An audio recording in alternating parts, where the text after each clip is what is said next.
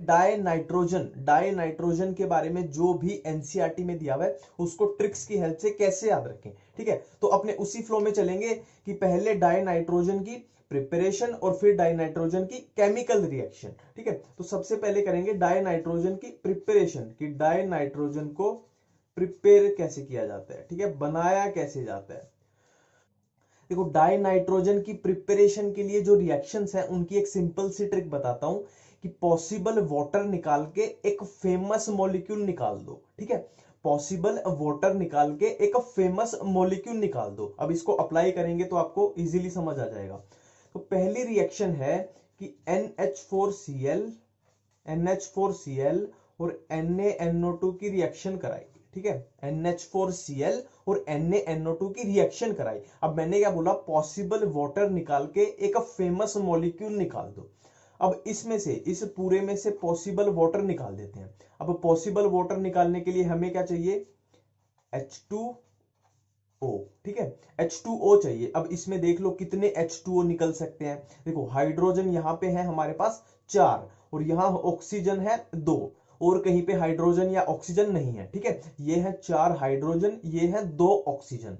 तो कितने water molecule निकल सकते हैं, 2। ठीक है, अब देख लो बचा क्या। अब इसमें से हाइड्रोजन जो है वो वाटर में चले गए, तो बचा क्या, नाइट्रोजन और क्लोरीन। अब इसमें से जो ऑक्सीजन है वो वाटर में चले गए, बचा क्या, सोडियम और नाइट्रोजन। अब मैंने क्या बोला था ट्रिक में, कि पॉसिबल वाटर निकाल के एक फेमस मॉलिक्यूल निकाल दो। अब देखो, इसमें से फेमस मॉलिक्यूल क्या निकल रहा है पूरे में से, इसमें से निकल रहा है NaCl। NaCl, अब ये एक फेमस मॉलिक्यूल हो गया NaCl। तो बचा क्या हमारे पास, नाइट्रोजन, ये डाई नाइट्रोजन होगी। ठीक है, तो रिएक्शन क्या बन गई हमारे पास, NH4Cl प्लस NaNO2 की रिएक्शन कराएंगे तो हमें क्या मिलेगा, ये सबसे पहले मिला ये वाटर, और क्या मिला, NaCl और क्या मिला, डाई नाइट्रोजन। तो ये होगी डाई नाइट्रोजन की प्रिपरेशन की पहली रिएक्शन।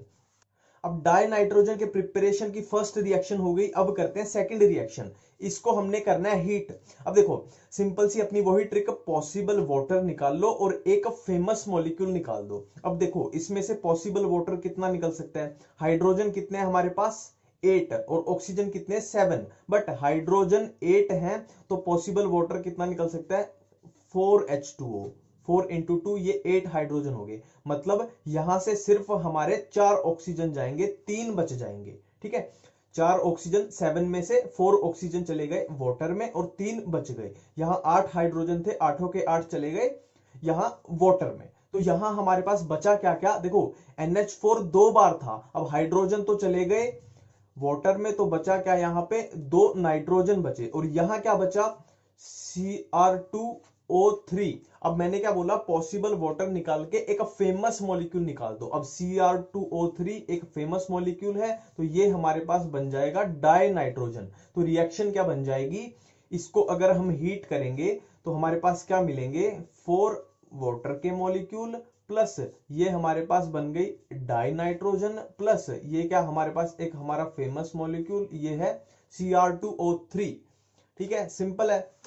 अब देखो, जो थर्ड रिएक्शन एनसीईआरटी में डाई नाइट्रोजन की प्रिपरेशन के लिए दी है वो है बेरियम अजाइड को हीट कर दो। अब इसमें देखो, इस कंपाउंड में एक बेरियम है और एक नाइट्रोजन है। ठीक है, रिएक्टेंट में एक बेरियम है और एक नाइट्रोजन है। तो रिएक्टेंट में जो चीजें हैं वही तो हमें प्रोडक्ट में मिलेगी। सिंपली एक ही पॉसिबिलिटी बनती है कि इन दोनों को अलग कर दो, इन दोनों को अलग कर दो। ठीक है, बेरियम था, नाइट्रोजन था, इन दोनों को सिंपली अलग कर दिया, ये हमारे पास डाई नाइट्रोजन बन गई। तो ये सिंपली थर्ड रिएक्शन थी। अभी हमने कंप्लीट किया डाई नाइट्रोजन की प्रिपरेशन वाला पार्ट, और अब हम करेंगे डाई नाइट्रोजन की रिएक्शंस। डाई नाइट्रोजन की रिएक्शंस की ये 4 रिएक्शन एनसीईआरटी में दी हुई है, और सिंपल सा फंडा है कि जो हमारे पास रिएक्टेंट है उसी को तो जोड़ तोड़ के हम प्रोडक्ट बनाएंगे। ठीक है, जो रिएक्टेंट है उसी से बना दो सिंपली प्रोडक्ट। ठीक है, देखो, पहली रिएक्शन लिथियम है और नाइट्रोजन है, तो इन्हीं को जोड़ के बना दिया हमने प्रोडक्ट लिथियम नाइट्राइड। ठीक है, यहां मैग्नीशियम है, नाइट्रोजन है, तो इन्हीं को जोड़ के एक ही पॉसिबिलिटी बनती है। अगर रिएक्टेंट में हमारे पास ये दो हैं तो एक ही पॉसिबिलिटी बनेगी, इनको जोड़ दो। ठीक है, नेक्स्ट, नाइट्रोजन है, हाइड्रोजन है, तो एक ही पॉसिबिलिटी बनेगी, अमोनिया। नाइट्रोजन है, ऑक्सीजन है, तो नाइट्रोजन ऑक्साइड की एक ही पॉसिबिलिटी बनती है, तो उसी को मिला के बना दो। ठीक है, सिंपल है। जो भी अमोनिया के बारे में एनसीईआरटी में दिया हुआ है मैंने उसी से कुछ क्रिएट किया है, बस आपको थोड़ी देर वो देखना है। सिंपली एक एक रिएक्शन याद करवाने की गारंटी मेरी है। ठीक है, तो स्टार्ट करते हैं रिएक्शंस ऑफ अमोनिया। तो इसमें हम सबसे पहले करेंगे प्रिपरेशन कि अमोनिया को हम बनाएंगे कैसे। ठीक है, प्रिपरेशन ऑफ अमोनिया कैसे करेंगे, तो इसका फर्स्ट मेथड है कि हम अमोनिया को प्रिपेयर करेंगे फ्रॉम यूरिया। From urea. अब इसको याद कैसे रखें, देखो हमें यूरिया का फॉर्मूला पता है, क्या होता है NH2CO और NH2, ये होता है यूरिया का फॉर्मूला। अब इस फॉर्मूला को अगर हम ध्यान से देखें तो ऐसा नहीं लग रहा कि 2 NH2 और 1 CO को जैसे बेड़ियों से बांधा हुआ है, जैसे कैद किया हुआ है जेल में। 2 NH2 और 1 CO को जैसे बेड़ियों से बांधा हुआ है। अब सिंपली हमें एक काम करना है कि ये जो बेड़ियां बंधी हुई है इनको खोलना है, और इनको खोलने के लिए हम सिंपली इस पे क्या करेंगे, सिंपली पानी डाल देंगे। पानी मतलब H2O। अब देखो ये बेड़ियां बंधी हुई थी, पानी डालने से क्या हुआ कि जो ये NH2 कैद था ये एक हाइड्रोजन को लेके बिल्कुल फ्री हो जाएगा अमोनिया बना के। ये NH2 इस हाइड्रोजन को लेके फ्री हो जाएगा अमोनिया बना के, और ये CO इस ऑक्सीजन को लेके फ्री हो जाएगा CO2 बना के। अब सिंपली हमने कुछ नहीं याद किया, सिर्फ इनको जेल से निकाला है। तो रिएक्शन क्या होगी कि अगर हम यूरिया में पानी मिलाते हैं तो हमें क्या मिलता है, 2 मॉलिक्यूल अमोनिया के और 1 मॉलिक्यूल CO2 का। तो ये हमारी सिंपली रिएक्शन है, हमने अभी तक कुछ नहीं याद किया। ठीक है, तो ये तो हुआ फर्स्ट मेथड। अब करते हैं सेकंड मेथड। देखो सेकंड मेथड में क्या है, हम अमोनिया को बनाएंगे from ammonium salts. From ammonium salts, ये हमारा फर्स्ट मेथड हो गया, और ये है सेकंड मेथड। अब देखो इसके नाम को देखो, इसके नाम में क्या है, अमोनियम। अमोनियम नाम से ही पता लग रहा है कि इसमें अमोनिया कहीं छुपी हुई है। अमोनियम में अमोनिया छुपी हुई है। अब सिंपली इस अमोनियम से अमोनिया को निकालना है, तो निकालने कैसे, हम इस पे कुछ डाल देंगे। हम इस पे कुछ ऐसा डाल देंगे कि अमोनियम में जो अमोनिया छुपी हुई है वो बाहर आ जाए। तो हम इस पे क्या डाल देंगे, हम इस पे डाल देंगे सिंपली लेमन सोडा। ठीक है, सिंपल सी ट्रिक है कि अमोनियम में अमोनिया छुपी हुई है, हमने अमोनियम पे डाल दिया लेमन सोडा, तो वो अमोनिया बाहर आ जाएगी। अब लेमन सोडा का मतलब क्या है, लेमन से मेरा मतलब है लाइम, और सोडा से मतलब है मेरा कॉस्टिक सोडा। Caustic soda. अब कितनी सिंपल ट्रिक है कि अगर हम अमोनियम सॉल्ट पे लाइम या कास्टिक सोडा डाल दें तो हमें क्या मिलेगी रिजल्ट में, हमें रिजल्ट में मिलेगी अमोनिया। तो ये सिंपल सी रिएक्शन होगी कि अमोनियम सोल्ट की रिएक्शन लाइम या कॉस्टिक सोडा के साथ करा दें तो हमें रिजल्ट में मिल जाएगी अमोनिया। ये सिंपल सी प्रोसेस है, आप एनसीईआरटी में जाके चेक कर सकते हो। ठीक है, ये हो गया हमारा सेकंड मेथड। अब करते हैं थर्ड। थर्ड तो सबसे सिंपल है, इसकी ट्रिक है सिंपल बहुत, हार्मोनियम। हार्मोनियम मतलब ये क्या बोलता है, हार्मोनियम से हमें क्या याद आएगा, हर से हमें याद आएगा हेबर। हेबर और मोनियम से याद आएगा हमें अमोनिया। मोनियम से याद आया अमोनिया, मतलब हेबर प्रोसेस का यूज होता है अमोनिया की फॉर्मेशन के लिए। अब करते हैं अमोनिया की रिएक्शंस कि अमोनिया रिएक्ट कैसे करेगा। देखो अमोनिया की रिएक्शंस को याद करने के लिए बहुत सिंपल ट्रिक है। अमोनिया को अज्यूम करो कि अमोनिया एक लड़की है। ठीक है, अमोनिया एक लड़की है और इस अमोनिया के पास, मतलब इस लड़की के पास शादी करने के लिए 2 ऑप्शन हैं, 2 लड़के हैं, और लड़कों को मैं बोल रहा हूं मेटल। ठीक है, अमोनिया एक लड़की है और इसके पास शादी के लिए 2 ऑप्शन है, मतलब 2 लड़के हैं, मतलब 2 मेटल हैं। तो ये बहुत कंफ्यूज है कि इससे शादी करे कि इससे शादी करे, ठीक है। तो ये कंफ्यूज चल रही थी। तो एक दिन इसको कहीं से पता लगा कि इस वाले मेटल का किसी दूसरे के साथ चक्कर चल रहा है, किसी दूसरी लड़की के साथ चक्कर है। और किसके साथ चक्कर है इसका? सॉल्ट के साथ, ठीक है। इसको कहीं से पता चला कि इस लड़के का यानी इस मेटल का किसी सॉल्ट के साथ चक्कर चल रहा है। तो इसने इस मेटल को बोल दिया ओ सॉरी, मतलब इससे अब वो शादी नहीं कर सकती और इसके साथ बना लेगी क्या? कॉम्प्लेक्स कंपाउंड, मतलब इससे शादी कर लेगी, ठीक है। इससे शादी कर लेगी, इसके साथ बना लेगी कॉम्प्लेक्स कंपाउंड।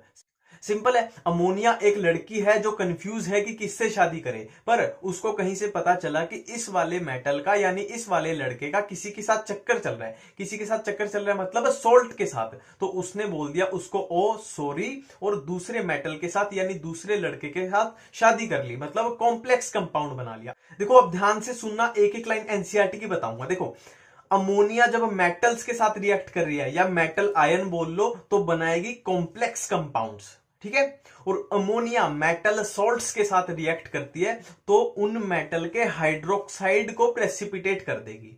फिर से अमोनिया जब मेटल या मेटल आयंस के साथ रिएक्ट करती है तो बनाएगी कॉम्प्लेक्स कंपाउंड्स। और अमोनिया अगर मेटल सॉल्ट्स के साथ रिएक्ट करती है तो उन मेटल के हाइड्रोक्साइड को प्रेसिपिटेट कर देगी, ठीक है। अब जो कॉम्प्लेक्स कंपाउंड बनाए अमोनिया ने मेटल्स के साथ, उसके ये एग्जांपल हैं। और अमोनिया ने जो मेटल सॉल्ट्स के साथ हाइड्रोक्साइड प्रेसिपिटेट किए उसके ये एग्जांपल हैं। अब इसमें एक इंपॉर्टेंट क्वेश्चन पूछा जाता है कि इनके कलर्स बताओ। अब पूरा कंपाउंड तो हमें याद करना नहीं है, सिंपली इनका मेटल देख लेंगे और मेटल से इनका कलर याद कर लेंगे, ठीक है। Fe+3, Fe+3 होता है ब्राउन कलर का। तो सिंपल एक वर्ड याद रखना है, फाइबर। फाइबर, फाइबर के F से हमें याद आएगा Fe+3 और Br से हमें याद आएगा ब्राउन, ठीक है। देखो जिंक वाला कंपाउंड होता है व्हाइट कलर का। देखो जो बायो के बच्चे हैं वो तो इजीली समझ जाएंगे, पर जो बायो के नहीं है वो एक बार सिंपली गूगल पे जाके चेक करना, ठीक है। एक सेक्स डिटर्मिनेशन का टाइप होता है ZW। सेक्स डिटर्मिनेशन का टाइप होता है ZW। ये एनसीईआरटी में दिया हुआ है बायोलॉजी की, +2 की बायोलॉजी की एनसीईआरटी में दिया हुआ है कि सेक्स डिटर्मिनेशन का टाइप है ZW। तो Z से हमारे पास आया जिंक और W से आया व्हाइट, मतलब जिंक वाला कंपाउंड हुआ व्हाइट कलर का। +3, ठीक है। नेक्स्ट कॉपर +2, Cu+2 होता है ब्लू कलर का। तो इसको कैसे याद रखना है? सिंपल एक वर्ड क्यूब। क्यूब, क्यूब में Cu से हमें याद आएगा कॉपर +2 और Be से हमें याद आएगा ब्लू। तो कॉपर +2 होता है ब्लू कलर का, ठीक है। अब है सिल्वर यानी Ag वाला कंपाउंड होता है कलरलेस। अब इसको कैसे याद रखें? सिंपली आज कोई उदास है, सिंपल सी ट्रिक है, आज कोई उदास है तो आज से आया Ag और उदास मतलब कलरलेस है, ठीक है। उदास मतलब कलरलेस है तो Ag हुआ कलरलेस, तो Ag वाला कंपाउंड हुआ colourless. Reactions of nitric acid. देखो नाइट्रिक एसिड की रिएक्शंस को मैं जिस फ्लो में बताऊंगा आपको उसी फ्लो में करना है, ठीक है। एनसीईआरटी की एक एक रिएक्शन को याद करवाने की रिस्पॉन्सिबिलिटी मेरी, बस जिस फ्लो में मैं चलूंगा आपको उसी फ्लो में चलना है। देखो नाइट्रिक एसिड की रिएक्शन को सिंपली दो पार्ट में डिवाइड कर दिया। नाइट्रिक एसिड की दो टाइप की रिएक्शन, एक तो मेटल्स के साथ और दूसरी नॉन मेटल्स के साथ। बिल्कुल आसान है, एनसीईआरटी की लाइन टू लाइन चलेंगे। नाइट्रिक एसिड की दो टाइप की रिएक्शन, एक है मेटल्स के साथ और एक है नॉन मेटल्स के साथ। अब नॉन मेटल्स की छोटी सी रिएक्शन है तो पहले नॉन मेटल वाले पार्ट को निपटा देते हैं। देखो बहुत सिंपल है, जब भी नाइट्रिक एसिड किसी नॉन मेटल के साथ रिएक्ट करेगा तो वो उसको उसके इक एसिड में कन्वर्ट कर देगा। ये अभी आप एग्जांपल देखोगे आपको समझ आ जाएगा, ठीक है। नॉन मेटल को उसके पर्टिकुलर इक एसिड में कन्वर्ट कर देगा। अब देखो मान लो आयोडीन के साथ अगर नाइट्रिक एसिड की रिएक्शन हुई तो आयोडीन का इक एसिड आयोडिक एसिड, ठीक है। सल्फर के साथ अगर नाइट्रिक एसिड की रिएक्शन हुई तो सल्फर का एक एसिड सल्फ्यूरिक एसिड।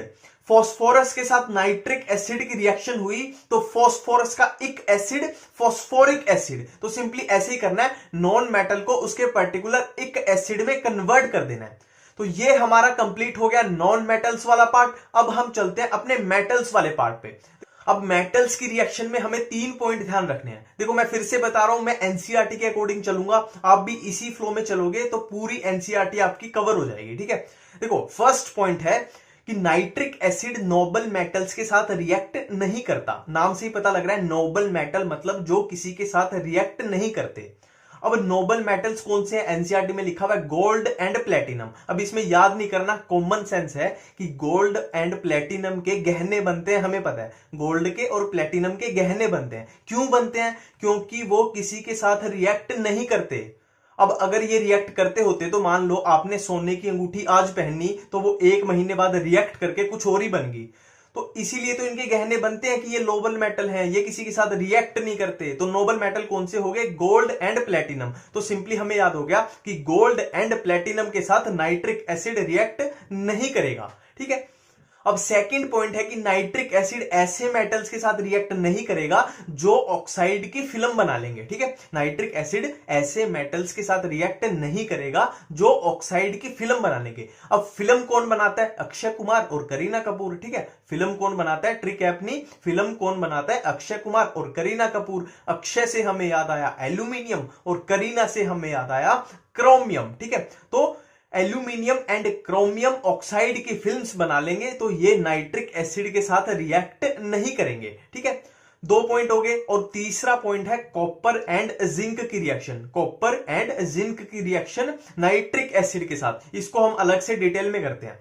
अब कॉपर एंड जिंक की रिएक्शन को कैसे याद रखें? देखो यहां हमारे पास 4 केस बनेंगे। हम दोनों की एक बार डाइल्यूट नाइट्रिक एसिड के साथ रिएक्शन करा देंगे और एक बार कंसंट्रेटेड के साथ। ठीक है। तो हमारे पास 4 केस बन गए, copper plus dilute, copper plus concentrated, zinc plus dilute and zinc plus concentrated. अब देखो इनकी रिएक्शन में हम पहले वो चीजें निकाल लेते हैं जो चारों में कॉमन हो रही है, जो चारों रिएक्शन में कॉमन आ रही है। तो एक बात, सबसे पहली बात जो कॉमन है कि मेटल नाइट्रेट चारों में बनेगा। मेटल नाइट्रेट मतलब कॉपर वाले में बन जाएगा कॉपर नाइट्रेट और जिंक वाले बन जाएगा जिंक नाइट्रेट। तो मेटल नाइट्रेट सब में हो गया कॉमन। ठीक है। First point clear. अब सेकंड पॉइंट, सब में वाटर निकाल दो, सब में वाटर निकाल दो, बाद में इसको बैलेंस करते रहना आप। सब में H2O H2O H2O H2O चारों में हो जाएगा। ठीक है। अब है सबसे क्रूशियल पॉइंट की तीसरा प्रोडक्ट चारों रिएक्शन में क्या बनेगा। अब देखो बहुत सिंपल है, जहां कंसंट्रेटेड वर्ड आ रहा है वहां पे फोकस करो। कंसंट्रेटेड मतलब आपने कंसंट्रेशन के साथ कुछ किया। आप कंसंट्रेशन के साथ कुछ भी करते हो तो वो बाद में आपको पैसा देती है। आप अभी पढ़ाई कर रहे हो पूरी कंसंट्रेशन के साथ तो बाद में नोट ही नोट कमाओगे। ठीक है। कुछ भी आप कंसंट्रेशन से करोगे तो आपको बाद में नोट मिलेंगे। नोट मतलब NO2।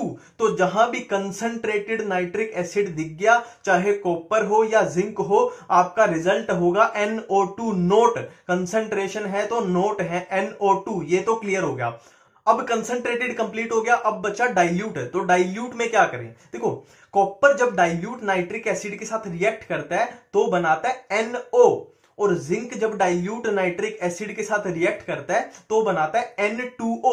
अब सिंपली नाइट्रोजन की ऑक्सीडेशन स्टेट देखनी है NO में और N2O में।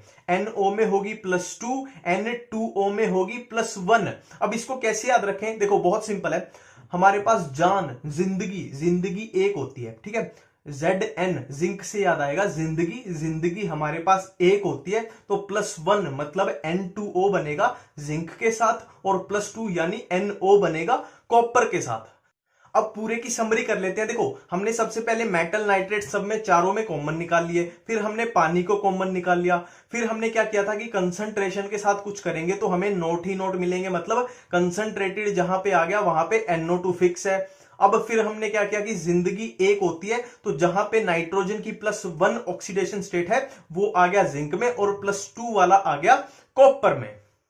अब देखो लास्ट में एक छोटी सी ट्रिक। देखो नाइट्रिक एसिड की प्रिपरेशन के लिए 2 प्रोसेस होती हैं, इनका डायरेक्ट नाम पूछ लिया जाता है तो हमें डायरेक्ट नाम याद रखना है। एक तो होती है ओस्टवाल्ड प्रोसेस, एक होती है बर्कलैंड आइड प्रोसेस। अब इनको कैसे याद रखें? देखो बहुत सिंपल सी ट्रिक है कि नाइट को बाहर ओस गिरती है, नाइट को बाहर ओस गिरती है मतलब रात को बाहर ओस गिरती है। देखो सिंपल सी बात है, घर में तो ओस गिरेगी नहीं, बाहर ही गिरेगी और ओस रात को ही गिरती है। ठीक है। नाइट को बाहर ओस गिरती है, नाइट से आया नाइट्रिक एसिड, बाहर से आया बर्कलैंड आइड प्रोसेस और ओस से आया ओस्टवाल्ड प्रोसेस।